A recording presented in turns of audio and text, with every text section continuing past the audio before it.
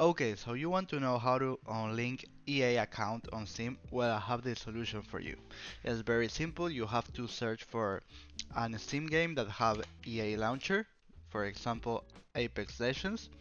You have to click it, and then you have to go down here, until you found the visit the website. So you press the website and this will be open. Now you have to log in the EA account that you have uh, connected to your sim. And simple as that, you have to go to settings and just click in the button of unlink from Steam. And that simple is how you can unlink those two applications. So if this video was helpful, please subscribe, share, like, comment, and see you next time in a future easy way tutorial. Goodbye.